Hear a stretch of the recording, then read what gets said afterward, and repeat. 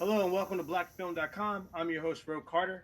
Today I have the pleasure of speaking to the man, the myth, the legend, Ryan Coogler. How are you, brother? I'm good, bro. How you doing? Good, good, good. I gotta give you love. I gotta give you love. I appreciate it, man, but it's not necessary at all. Man, listen, for 1 minute, you changed Hollywood. I don't know if you realize that or not, but you changed Hollywood. You opened up the door for a lot more black artists and black films to be created with Wakanda. You know, once you set that benchmark, $1 billion, the doors open up. That more people are like, oh, we can do things with them. So I want to say thank you and give you your flowers. Um, what is the significance of the title Wakanda Forever? It's a great question. Um, it was a phrase that we wrote for the first Panther. I wanted to have the Wakandans have some type of battle cry or saying, because that's something that I think countries do. You know, it's a catchphrase or something like Viva Mexico or God Bless America. You know, we wanted something for them, and this idea that in our uh, in our canon for this movie, Wakanda is an ancient country. You know, they would tell you, Wakandans would tell you that they're the oldest country on the planet. You know, and they're also on the most cutting edge country technologically. You know, this concept of Afrofuturism, this looking at time in a different way, and I thought that it was a parallel for blackness and African people, the whole diaspora. You know, this concept that we've been here since the dawn of humanity, and the fact that out of all the things that have transpired and happened to us, we still here. You know, we still thriving, and claiming the fact that we're gonna be here. You know, until the end of it, like that idea of forever. You know, so that's what that came from. The resilience and ever presentness and like the I think optimism that implies. You know, that we're not gonna be erased. You know what I'm saying? No matter what. Uh, and so that was the phrase for the film, and I didn't know it was gonna be as Big as it has. yeah, I didn't, you know, you never know that when you write something like that. It was kind of like, all right, boom, here we go, we got that. Now move on to the next thing. But it did take on a bigger life than we would have imagined with the audience, you know, and it does represent something. And so for this film, we didn't have a title for it for a long time. And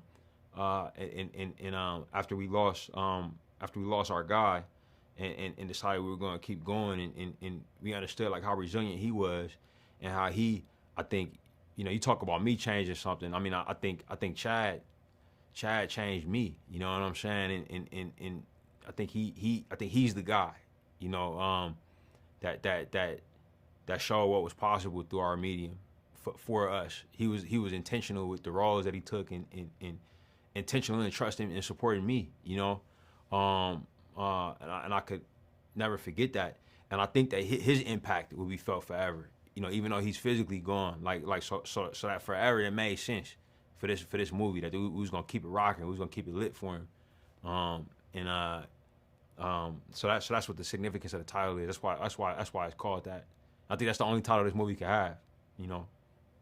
So you honor Chadwick in the film not only through the score but through these beautiful shots of what he brought to the first film.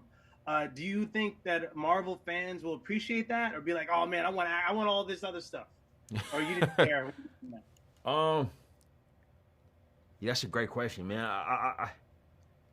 When we're making this, man, we just wanted to make something that was honest. You know what I'm saying? That was honest. Like, and I think that when you say Marvel fans, like that at this point, that's so many people that it's not at all monolithic. You know, and you have segment of fandom that's like very verbal on the internet. You know what I mean? But you know, due to how successful like the studio has been, it's very clear that that's not the only people that care. The ones that's on the internet. You know what I'm saying? Like a lot of people go see these movies. These movies mean a lot to a lot of people, and I think that people have differences of opinions. I think that some things work for some that won't work for others, you know, and I think that there's beauty in that, and that's kind of where the challenge lies in making films that are this big, that kind of need to work for everybody in a way for them to be able to exist. You know what I'm saying? So what I try to do is make things that are honest to me, you know, as somebody that's responsible for shepherding all of the great contributions of our cast and crew, you know, to completion. I try to do what feels right, you know. So final question to you, and thank you again for your time. I do a show called Rewind with Ro, and we ask somebody, if you can rewind one part of your life, what would it be? Rewind for what purpose? Like to play it over again, or to do it differently? Just to play it over again. Oh yeah. I mean, I think